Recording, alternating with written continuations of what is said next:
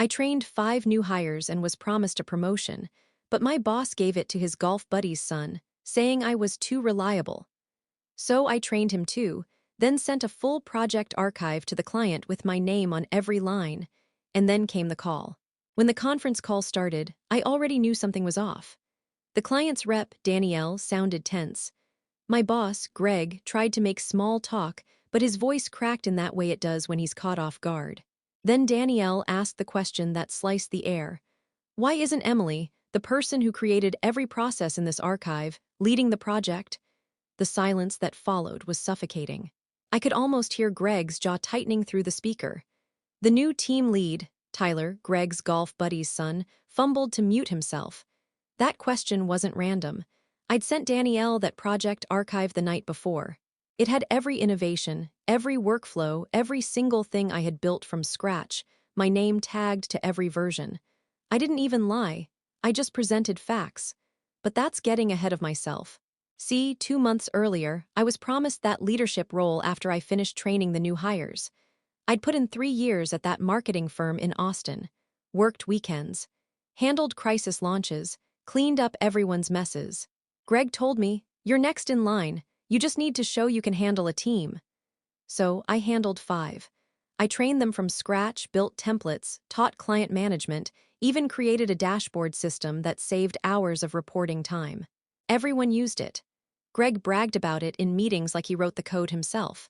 When review season came, I showed up ready, nervous, hopeful, exhausted, but proud. I wore my one good blazer. I even brought a 1-page summary of everything I'd accomplished. Greg smiled that corporate smile and said, "Emily, you're too reliable where you are. Why would I move you?" Then he told me the new team lead would be Tyler. Tyler, who started 3 months ago. Tyler, who couldn't format a pitch deck without triple-checking the font. Tyler, whose dad plays golf with Greg every Thursday at Barton Creek Country Club. I didn't cry, not there. I just said, "Got it." And then I trained him too, but I also started quietly collecting. Project files, timestamps, emails showing who came up with what, version histories that had my initials all over them.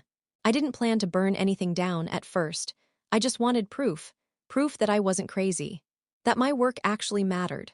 Then one night, when I stayed late fixing another one of Tyler's mistakes, I found an email chain between Greg and him that made my hands shake. They'd been talking about me, about how I made everyone else look lazy, and that it would be good to keep her where she can't outshine leadership. That's when something in me snapped, so I built that archive, every detail, organized and branded. I included my name on each innovation, each process. Then I sent it to the client, their biggest client, as a transparency and collaboration initiative. Now, with the call live and Greg speechless, Danielle repeated her question. Why isn't Emily leading this? And when Greg finally spoke, he made a fatal mistake. He said, because leadership roles aren't always about who does the work. That was the moment the room turned cold. Because Danielle replied, in the calmest voice I've ever heard, "That's exactly what worries me." And that's when things really started to fall apart. When I first started at Halpern & Co., I was just happy to be there. I'd been laid off from a smaller firm in Dallas, broke, living with a roommate who left passive-aggressive notes about dishes. Getting this job felt like a reset. I was hired as a project coordinator, which meant doing all the small things nobody else wanted to do. The late-night slides, the client follow-ups, the endless, "can you just fix this real quick?" kind of stuff. I didn't mind. I liked being good at things. I liked hearing people say, "Emily will handle it." Greg was the first person to notice how much I did. At first, he seemed impressed.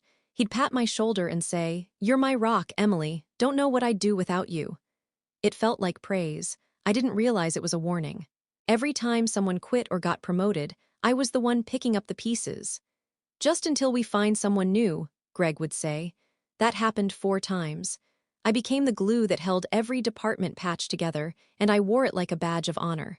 When they landed the Anderson Automotive account, the company that later became the center of this whole mess, Greg told me this was my chance to prove I could lead.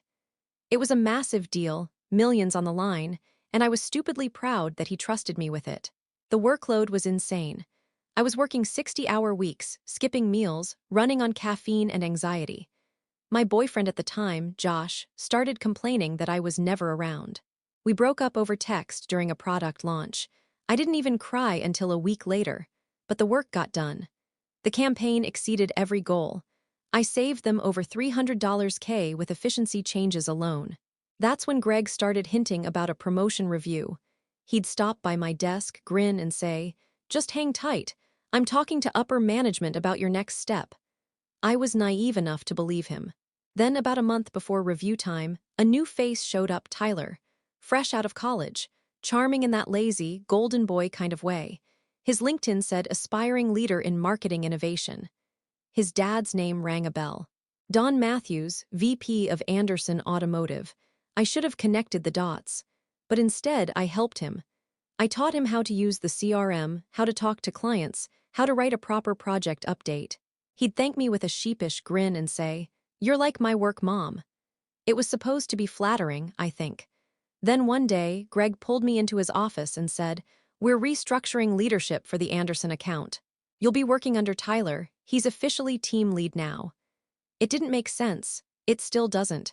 I went home that night and stared at my computer until 2 a.m., wondering what I'd done wrong. Then I found the archived chat logs from the early project setup. My name was on every system and template, every single one. That's when I started my quiet collection. And by the time review day rolled around, I was smiling like a good little soldier. But inside, something hard and sharp had started growing. I didn't know it yet, but that thing, call it anger, pride, survival instinct, was about to change everything. After the review meeting, I didn't quit. Everyone expected I would. But instead, I showed up every day exactly on time. No more early mornings, no more staying late to fix other people's screw-ups. I smiled, said got it, and kept notes. Always notes. Greg thought I'd taken it well. He told HR, "Emily's a real team player." I heard that from Trina, the HR assistant who liked to gossip. I just smiled and said, "Of course, that's me." What Greg didn't know was that every time Tyler took credit for something I built, I documented it. Screenshots, meeting recordings, email chains. Even timestamps from Google Drive showing my uploads hours or days before his. I kept it all in a private folder on my personal cloud drive labeled Invoice Backups. The office vibe started shifting. Tyler tried to lead, but he had no authority. The newer hires came to me for everything anyway. I became their unofficial manager, while he sat in meetings pretending to understand metrics he'd never read before. I watched him drown quietly while Greg kept throwing him lifelines. The rest of us just kept the work moving because we couldn't afford to let the client down. One Friday, during a project sync, Tyler tried to present my workflow updates as team-led innovations. He used my exact phrasing from an internal memo. I saw Greg smirk at him like a proud dad. That night, I went home, opened my laptop, and started assembling what would later become that full project archive. I told myself it was for clarity, but really, it was an act of self-preservation. Then came the kicker. Greg asked me to train the new interns under Tyler's direction. The same interns who'd eventually replace most of the junior staff I'd trained months earlier. It felt like he was slowly erasing me from the picture, frame by frame. Around that time, Danielle from Anderson Automotive reached out directly. She wanted some updates on campaign analytics. Normally, that request would go through Greg or Tyler, but she messaged me directly because she said, "You explain things clearly." I stayed professional, but that's when I saw my opening. I realized the client didn't know how much of what they loved had come from me, not Greg, not Tyler, me. So I started CCing Danielle on small updates. Little things. Charts, reports, ideas. Always factual, always polite. Slowly, she started to see who was actually doing the work. Meanwhile, Greg began tightening his control. He'd pull me into his office and say things like, "You're making Tyler look bad. Let him lead." I'd nod, smile, and do exactly what I wanted anyway. Then one day, I overheard something that made my stomach drop. Greg and Tyler were talking in the break room. They didn't know I was behind the door. Greg said, "Don't worry about her. Once the client renewal goes through, we'll move her to internal ops. Out of sight, out of mind." Internal ops. The place careers went to die. That's when the quiet war stopped being quiet. I went home that night and started building a second version of the archive. Clean, professional, beautifully formatted. everything tied to me, every innovation logged with proof. And I started thinking about how to make sure the right people saw it. But before I sent anything, I got an unexpected message from Josh, my ex. He said, "You might want to check what Greg's posting on LinkedIn." I clicked the link. And there it was. Greg had announced Tyler as the strategic mind behind our recent campaign success. The same campaign that bore my name on every version file. That post got over 800 likes. That night, I stopped being patient. I didn't sleep that night. I just stared at the ceiling, replaying Greg's stupid LinkedIn post in my head. The strategic mind behind our success. Strategic mind. That was my strategy, my work, my sleepless nights. By morning, I wasn't even angry anymore, I was cold. I went to work like nothing happened. Greg was in a good mood. Tyler was bragging about his campaign metrics to anyone who'd listen. I smiled, congratulated him, and went back to my desk. But then something unexpected happened. Danielle, the client, showed up at our office. In person. No warning, she wanted a progress review meeting. Greg practically ran to greet her, acting like a host at a country club. She said she wanted to meet the team behind the campaign. We all gathered in the conference room. Greg started talking, introducing Tyler as the team lead, giving him all the glory. Danielle just nodded politely. When it was my turn, I said my name and title, project coordinator, and nothing else. Danielle's expression barely changed, but I noticed it. The tiniest flicker. She knew. After the meeting, as everyone was leaving, she asked me to stay behind. Greg lingered, but she said, "Just Emily, please." When the door closed, Danielle looked me dead in the eye and said, "I've been in this industry long enough to recognize who actually does the work. You built that system, didn't you?" I froze. Then I said, "Yes." She nodded once and said, "I thought so. Send me a full project record for my files, everything you've documented. I want to understand the workflow." That's when I realized she wasn't just curious. She was testing me. So that night I sent her the archive. Clean, organized, time-stamped, and with one small addition, a credit log with every process clearly showing my authorship. I didn't editorialize or accuse, I just let the data speak. The next morning I got a reply. One line, "Thank you, Emily. This explains a lot." I didn't know what she meant by a lot until later that afternoon when Greg called an emergency meeting. He looked rattled, said Anderson Automotive was reevaluating project leadership. Tyler looked terrified. He kept glancing at Greg like a kid waiting for his dad to fix it. Greg tried to keep it calm, but you could tell his hands were shaking under the table. He said, "We just need to stay aligned. Don't talk to anyone outside the company about this." Then, that night, I got an email. Not from Danielle this time, from HR. It said, "Emily, we've received a concern regarding unauthorized communication with a client. Please attend a meeting tomorrow morning to discuss." My stomach dropped. They were trying to pin it on me. By the time I walked into that HR room the next day, Greg was already sitting there, pretending to be concerned. He said things like, "Emily's great, but she sometimes oversteps boundaries. And this may just be a misunderstanding." They made it sound like I'd committed some kind of corporate betrayal. But before I could defend myself, the HR rep's phone buzzed. She looked down, frowned, and excused herself to answer. When she came back, her tone had completely changed. She said, "Greg, we just got off the phone with Anderson Automotive. They've asked for Emily to take over as their direct point of contact effective immediately." Greg's face turned the color of old chalk. And Danielle. She had just pulled the rug out from under him. That meeting ended with Greg's fake smile barely holding together. HR dismissed me with a polite, "Congratulations on the client's confidence in you." But as soon as the door closed behind me, I could feel his eyes burning holes in my back. He didn't say a word, not then. That night I sat in my apartment, laptop open, staring at the glowing screen. For the first time in months I felt steady. Not happy, not vindicated, just steady, like I'd stopped bleeding. But I knew Greg wasn't done. Men like him never let go quietly. The next morning he called me into his office, closed the door, and dropped his voice. "What the hell did you send to Danielle?" I met his eyes and said, "The truth." He laughed, a cold, nervous kind of laugh. "You don't get it, do you? You work for me. You don't represent this company." I said, "I represent the work." He leaned forward and said, "You're making a mistake, Emily. Big clients don't like drama. You'll lose them, and when you do, I'll make sure you're the one who takes the fall." That was the moment I decided. No more defense. I was going to end this. So I spent that week doing exactly what he told me to on the surface. I kept training the interns. I stayed polite. I even congratulated Tyler on handling leadership so well. But every night, after hours, I worked on my final file. This wasn't just the archive anymore. This was a full audit.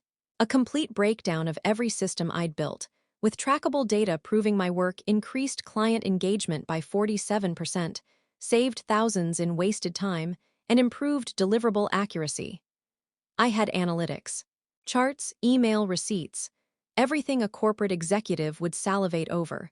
And at the very end of the document, in plain black text, I included one question. If leadership can't recognize or retain the talent creating this level of value, what does that say about their internal management? I sent that version to Danielle, but I also blind copied it to Anderson Automotive's VP of Marketing, her boss. 2 days later, Greg called a strategy sync. Everyone looked nervous. Even Tyler had stopped smiling.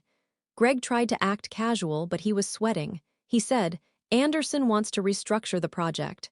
They're pulling us into a joint oversight review." He didn't say what that really meant. They were auditing us. When he left the room, I stayed behind with a few of the new hires. One of them, Jess, whispered, "We saw the email. Danielle CC'd you directly on everything now. Are you like the boss now?" I didn't answer. I just smiled and said, "Let's make sure everything's perfect for the review." But inside, I was already thinking ahead. Greg wasn't just going to lose face. He was going to lose everything. And I wanted it done cleanly, no accusations, no outbursts. Just quiet, undeniable proof that he'd been stealing credit for work he couldn't even understand.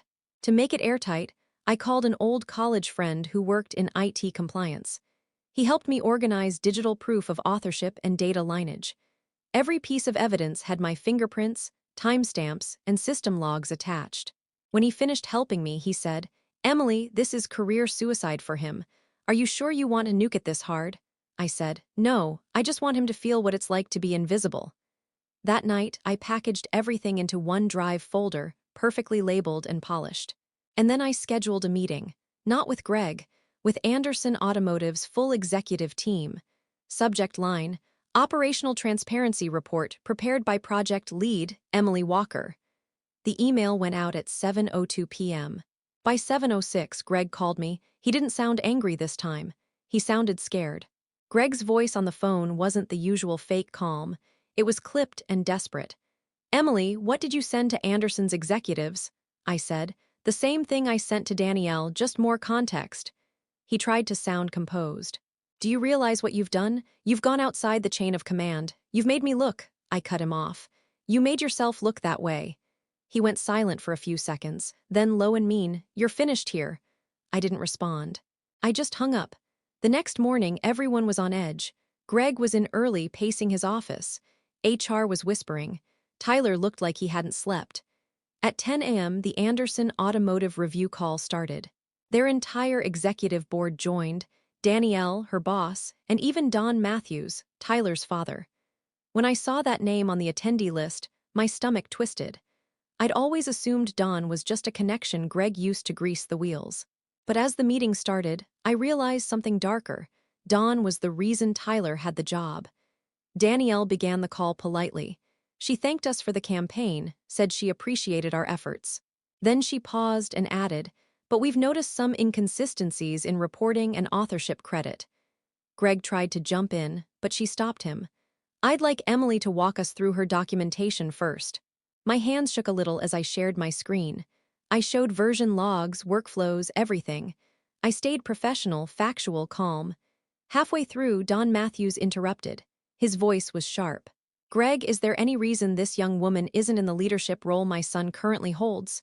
You could have heard a pin drop. Greg stammered. "Well, Don, it's complicated. We structured the team for stability," Danielle cut in. "Mr. Matthews, with all due respect, your son's name appears nowhere in the project development files." Tyler turned red. "That's not true. I led." Danielle turned her camera off. Then Don did too. For a moment, it was just voices. Angry, low, tense. And then, out of nowhere, Greg said something that froze everyone. He said, "Don, you told me to put your son in that position. Don't turn this around on me now. Silence. Then Don said, quietly but clearly, that was supposed to be discreet. Danielle's voice came back on, steady and ice-cold. We'll be terminating this contract effective immediately pending internal review. Expect legal contact within 48 hours. Call ended, just like that. Greg sat frozen. The interns stared at their screens. Tyler looked like he was about to cry. I just closed my laptop, stood up, and walked out of the room. 5 minutes later, Greg came storming out of his office. He called after me, "You've destroyed everything." I turned around and said, "No, Greg. You did that the day you made me train my replacement." I thought that was the end of it. But that night, I got a message I didn't expect from Danielle. She said, "You should know, Greg wasn't just playing office politics. He's been double billing your hours under Tyler's name for months. That's why he never wanted you promoted." That's when I realized the betrayal went even deeper. This wasn't about favoritism. It was fraud. That message from Danielle hit me like a punch. Double billing. My name, my work hours, billed under Tyler's account. I sat there in my apartment, the glow of my laptop flickering off my hands, rereading her message over and over. She even attached proof, time logs, invoice codes, and expense reports. Every one of them had my work attributed to Tyler's name. Greg hadn't just stolen my credit. He'd been using it to pad his own numbers, feeding the illusion that Tyler was outperforming expectations, which kept Anderson Automotive happy and his own bonuses fat. And that's when it all made sense. The "you're too reliable where you are." The "don't outshine" leadership. The way he'd always told me to email reports to him first before sending them to clients. He wasn't managing me. He was laundering my work. I called Danielle the next morning. She sounded tired but angry in a controlled way. "We dug deeper," she said. "Greg's been billing nearly double the labor hours that appear on your internal payroll reports. It's all under Tyler's name. My boss wants to escalate this." I didn't say anything at first. I just sat there, stunned, realizing how deep the manipulation went. Greg hadn't chosen me for the promotion because he couldn't afford to. If I got a leadership title, my name would appear on every client-facing invoice, every financial report. The fraud would surface immediately. So he kept me right where I was dependable, invisible, overworked. And he put a puppet in charge to collect the praise. The longer I stayed quiet, the more money he made. It wasn't just theft. It was deliberate containment. A week before, I'd thought Greg was just an arrogant boss playing favorites. Now I saw him for what he really was, a man who built his success on controlling other people's silence. And mine was the silence that had paid for everything. The golf trips, the corporate dinners, the promotions he bragged about on LinkedIn. I thought about all those nights I'd stayed late while he told his team I was just helping out. About every time he'd told me, "You're not quite ready for leadership." He didn't mean I wasn't ready. He meant he couldn't let me be seen. Danielle told me Anderson's legal team was opening a formal complaint with corporate HQ. "But we'll need a statement from you," she said. I said, "You'll have it by tomorrow." Then I hung up, opened my laptop, and stared at Greg's LinkedIn profile. He'd gone quiet. No new posts, no humble brags, just that smug headshot of him in his golf shirt. My anger was cold now, not loud, not burning, just focused. Because now I had a reason. It wasn't revenge anymore. It was justice, and it was going to leave a mark. So I wrote my statement. I attached every proof file, every invoice mismatch, every time log. I even pulled screenshots from our Slack history where Greg told me, "Let me send this one through Tyler's account for consistency." Then, before sending it, I copied HR, the CEO, and the compliance department. The email went out at 11:59 p.m., and for the first time in months, I slept through the night. The next morning, my phone started vibrating nonstop. Because Greg wasn't just in trouble anymore, he was done. The fallout hit fast. By 9 a.m., whispers had spread through every corner of the office. Greg was in a meeting with corporate. HR looked pale. Tyler didn't show up at all. Around noon, someone from finance, Mike, who'd always been friendly, pulled me aside near the coffee machine and said quietly, "Whatever you sent." It blew the doors off. They found duplicate billing for 3 clients. 3, he's toast. I didn't smile, not yet. Half an hour later, Greg walked out of his office carrying a cardboard box. His face was gray, eyes bloodshot, that slick confidence gone. HR trailed behind him like funeral pallbearers. He wouldn't look at anyone. He passed me on his way out. For a second, he stopped. His lips parted like he wanted to say something, apology, insult, who knows. But then he just shook his head and walked out the door. The silence afterward was heavy. People slowly started turning to look at me, some with relief, some with fear, a few even clapped. I just sat down at my desk and opened my laptop like it was any other day. By that evening, an internal email went out. Subject: Leadership Update, Anderson Account Transition effective immediately. Emily Walker will assume the role of Senior Project Lead overseeing the Anderson Automotive portfolio. No flowery praise. No thanks, just fact. But it was enough. Tyler's dad tried to intervene, called corporate, demanded explanations, but the fraud evidence was airtight. His son quietly resigned a week later. Word was, Don Matthews took early retirement to focus on family. Danielle sent me a simple message. Glad the right person's finally in charge. Anderson Automotive renewed their contract directly under my leadership. They even sent me a handwritten note from their VP that said, "It's refreshing to work with someone who builds, not borrows." The next few weeks were surreal. People treated me differently. They asked for my opinion. They respected my time. But the part that hit me hardest wasn't any of that. It was opening my paycheck one Friday and seeing my full project rate finally attached to my name. No shadows. No middlemen. I stayed at Halpern & Co. long enough to restructure the entire team. New hires, new workflow, and a culture where nobody's work disappeared behind someone else's title. Then, 6 months later, I left on my own terms. I took a role at another firm in Dallas, director this time. Danielle's recommendation had carried serious weight. Sometimes I still think about Greg. I heard he tried consulting, but word spread fast. Nobody hires a man with a fraud termination on record. Last I saw, his LinkedIn said independent advisor, which we all know is code for unemployed. And me. I moved into a small apartment downtown, bought a cheap but reliable car, and started sleeping again. People ask me if it was worth it, if the revenge made up for everything. It didn't fix the years I spent invisible, but it gave them meaning. Greg thought I'd stay quiet because I was too reliable. Turns out, I was reliable enough to destroy him with facts. And that's exactly what I did. Final line. He taught me that silence was strength. He just never expected me to use mine to bury him.